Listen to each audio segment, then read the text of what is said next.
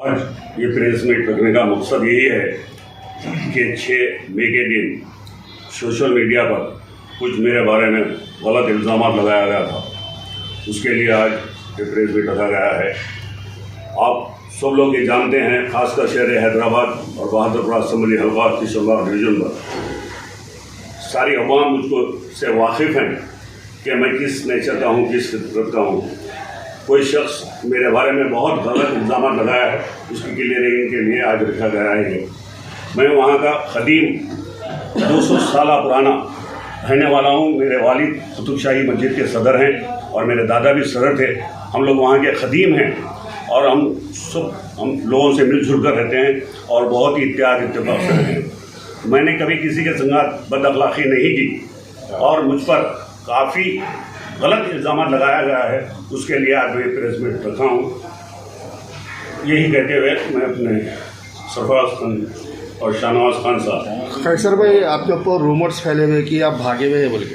जी नहीं, मैंने भागा हुआ है। कैसर भाई, मैं आप लोगों के सामने मौजूद हूँ और ऐसे ही मैं मौजूद था। गलत इल्ज़ाम लगाया गया है मेरे पे, काफ़ी गलत इल्ज़ाम लगाया गया है।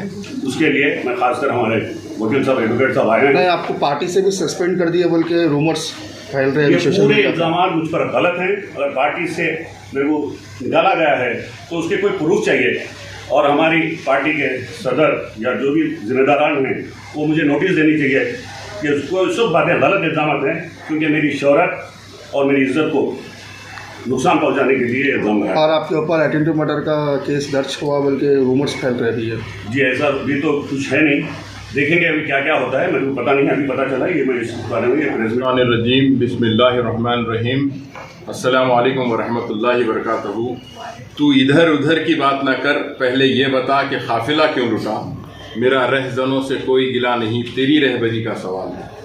मोहतरम मेरे बड़े भाई मोहम्मद एस.ए. कैसर साहब, सीनियर BRS लीडर और बहादुरपुरा कॉन्स्टिट्यूंसी से आपका ताल्लुक़ है और मैं ये भी कहना चाहता हूँ कैसर भाई के ताल्लुक़ से कि आप TRS के फाउंडर मेंबर हैं, TRS पार्टी के फाउंडर मेंबर है। सब में पहली बात मैं ये बोलना चाहता हूँ कि ये प्रेस कॉन्फ्रेंस एस.ए. कैसर साहब रखने की वजह ये है कि चंद अनसोशल एलिमेंट्स जो अपने आप को BRS पार्टी का लीडर कहलाते हैं, हाँ, जो जिसको लीडर की स्पेलिंग नहीं आती, जिसको जो है अलिफ का पेन लेके अलिफ लिखने या ए लिखने नहीं आता, वो शख्स अपने आप को जो है कोई कॉन्स्टिट्यूंसी का लीडर बोलता, कोई डिवीजन का लीडर बोलता। वो शख्स आके जो है मेरे बड़े भाई एस.ए. कैसर साहब के ऊपर फॉल्स एलिगेशंस लगा के, हाँ, धारा 307 के तहत आपको केस बुक करता। हाँ, केसों से डरने वाले का नाम एस.ए. कैसर नहीं है। मेरी आप कान खोल के बात सुन लीजिए। जब तेलंगाना अलग हो रहा था तो पीठ पे लाठियां खाए और जो है कई सारे दफे लगे, कई सारे केसेस बुके, जेल के सल्लाखों के पीछे गए उन्होंने। हाँ, उसके बाद जो है अब आके ये आंख उछली का खेल खेल रहे हैं आप। 302 लगा दिए, 307 लगा दिए, उन्हों फरार है, इन्हों सस्पेंड है। तुम्हारे बाप की जागीर है। हाँ, बहादुरपुरा कॉन्स्टिट्यूंसी किसी के बाप की जागीर नहीं होती। फाउंडर मेंबर है बहादुरपुरा कॉन्स्टिट्यूंसी में कि BRS का झंडा गाड़ने वाले शख्स का नाम एस.ए. कैसर है। समझे आप? हाँ, क्या चुड़ी का बच्चा समझ रहे हैं आप? लेके आके केसा बुक कर दे रहे। मेरा ताल्लुक कोई BRS पार्टी से नहीं है। मैं गुलामाने मुस्तफ़ा कमेटी का जिम्मेदार हूँ। मोहम्मद सरफराज खान नाम है मेरा। मैं गुलामाने मुस्तफ़ा कमेटी का सदर हूँ। आप मेरी विजयनगर कॉलोनी में ऑफिस भी है, आइए। हम हिमायत उसी की करते हैं जो सच्चाई की बुनियाद पे काम करता है, जो मजलूम लोगों को जो है हकीकी तौर पे मोहब्बत करता है, हम उसी की हिमायत करते हैं। आप देखिए, हाँ, रमजान के टाइम पे देखिए आप, हजारों लोगों को आप मदद करते हैं। कई राशन के तौर पे करते हैं, किसी को जो है ईद के सामान के जरिए से करते हैं, साड़ियां बांटते हैं लोगों को। हाँ, तो वैसे शख्स को आप बदनाम करें तो आप सोचिए, नुकसान तो गरीबों का हो रहा ना, नुकसान गरीबों का हो रहा। और आप बोल रहे हैं मुअत्तल शुदा। अरे मेरे भाई, जो बोल रहा मुअत्तल शुदा, जो सस्पेंडेड है बोल रही। एक मोहतरमा भी बोले, मैं यकीनन आप जो बुरखा पहने वो बुरखे की बेहद इज्जत करता हूँ। मोहतरमा, जो आप बुरखा पहने ना, बुरखा एक मिल्लत इस्लामिया का अहम असासा होता है। आप बुरखे के ऊपर बोले, मैं इस वजह से आपको इज्जत से बात कर रहा हूँ कि आप ये बोले कि उन्होंने मुअत्तल शुदा है, आपके घर की है बीआरएस पार्टी, कि आप घर में बैठ के सस्पेंड कर दिया कैसर भाई को? हाँ, शर्म आना आपको बोलने के वास्ते। Honourable home minister Mohammad Mahmood Ali sahab minorities के इंचार्ज है, अगर उन्होंने चाहे तो सस्पेंड कर सकते हैं आप। और मेरा ये प्रेस वालों के जरिए आपसे भी सवाल है कि आप खुद जाके महमूद अली साहब से पूछिए कि भाई ऐसे खैसर साहब जो बहादुरपुरा कॉन्स्टिट्यूंसी से ताल्लुक रखते हैं, उन्होंने सस्पेंडेड है या सस्पेंड करे उनको या नहीं करे, बल्कि अगर नहीं करे तो उसके ऊपर। और दूसरी बात, ऐसे खैसर साहब से मेरे 4-8 दिन से बात हो रही, मैं खुद रुकाया, भाई ये जो है आप कीचड़ में पत्थर मार के आपके ऊपर कीचड़ क्यों उछालते हैं?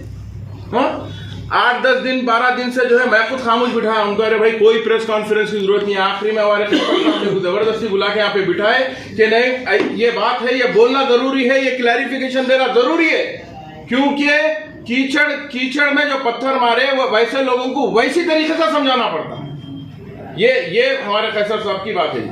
अब आप मेरे को बताइए कि छोटा एक मामूली एक कोई आदमी गैर मजहब का है वो बेचारा, अरे उसको अपना नाम मैं आपसे चैलेंज कर रहा हूँ मीडिया के जरिए कि आपका 7 का सर्टिफिकेट है, कभी 7 पास है आप उठ रहे अपने आप को लीडर बोल रहे हैं। अरे क्या करते मेरे भाई, आप बताइए आप क्या करने वाले क्या है? एक शख्स जो बेबुनियाद तरीके से बेबाकी कैसे जो काम कर रहा, मुसलमानों गरीब लोगों से जो है मुसलमान हो हर बिला लिहाज मजहब और मिल्लत एक शख्स हर एक की मदद कर रहा, तो उसको आप क्रिटिसाइज कर रहे, उसके ऊपर जो है नुक्ताचोनी कर रहे हैं। अरे क्या है ये, उन्होंने सस्पेंडेड है। आपका मुतालिबा क्या है साहब? मेरा मुतालिबा खैसर साहब से यही है कि आप जब आपकी बात इज्जत पे आई तो आप यकीनन हद तक इज्जत का दावा करिए, आप डिफॉर्मेशन शूट करिए और उसके बाद आप कोर्ट का दरवाजा खटखटाइए।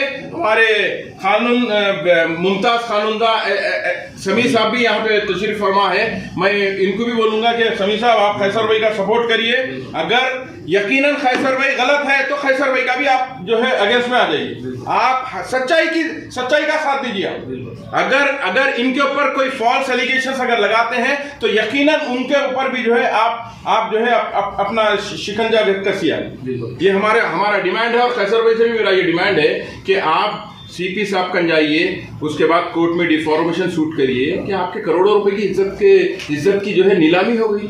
हर कोई उठे छक्के पंजे, 4 प्रेस वालों को बुला लिए, जो बोलो बोल दे रहे। अरे क्या है भाई, बुनियादी बात करो। आप बात करें तो बुनियादी करो।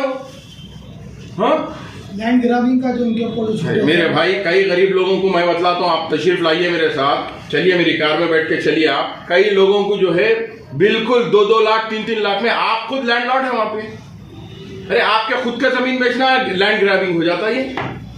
हाँ, अब मेरी बात बोलिए आप, मेरा एक घर है, घर के अंदर एक आम का झाड़ है, आम के झाड़ के अंदर कैरियां लगे हुए फूल, अब मैं जो है मेरे घर के आम के झाड़ कैरियां तोड़ लिया तो आप बोलेंगे कि नहीं भाई इनके आम के झाड़ तोड़े, बोले तो कैसी बात है ये? उनके ऊपर कानूनी एक्शन क्या लिया जाएगा? अब जो भी है डिफॉर्मेशन शूट करेंगे भाई, हद तक इज्जत का दावा करेंगे सुनने पहले कि भाई ये लगाए क्यों इल्जाम हमारे ऊपर। अगर आपका उतनी जो है शर्म रहती, अगर उतनी आपका जो है पावर रहता तो आप डायरेक्ट आके बात करते थे कि भाई ये है ऐसा सा मसला है बोल के। सही बात।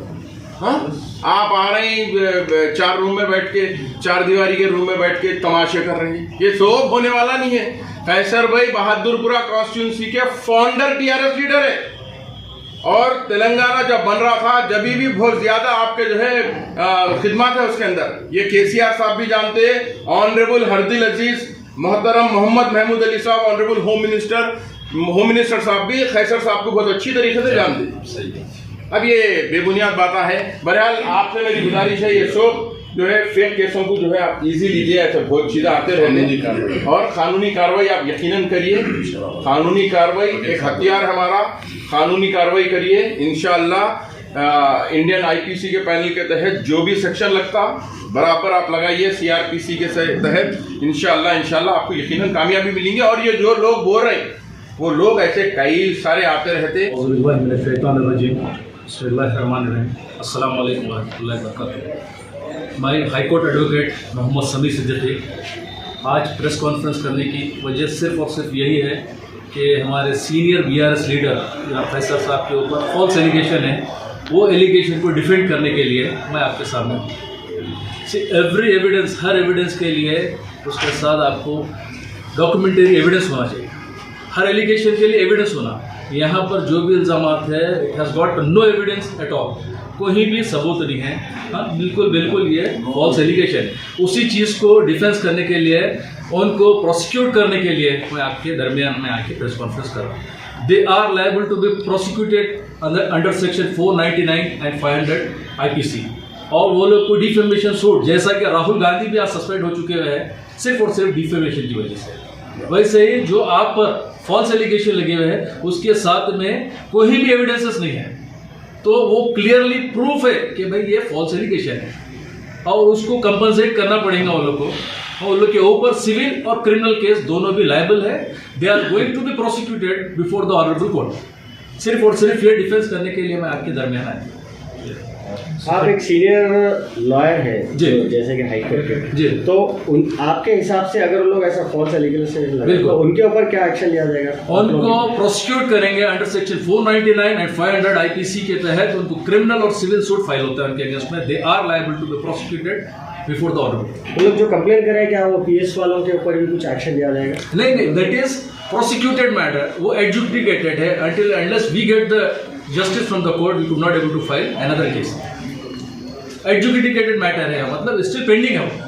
जो भी हमारे को जजमेंट आएगा उसमें वो करेंगे हम। तो ये कोर्ट में फाइल उनका डेफिनेटली डिफेमेशन सूट फाइल करेंगे। जो भी हमारे ऊपर, हमारे फैसल साहब के ऊपर फॉल्स एलिगेशन लगा है विदाउट एनी एविडेंस, हम उसके खिलाफ में फैसल साहब को इंसाफ मिलेगा।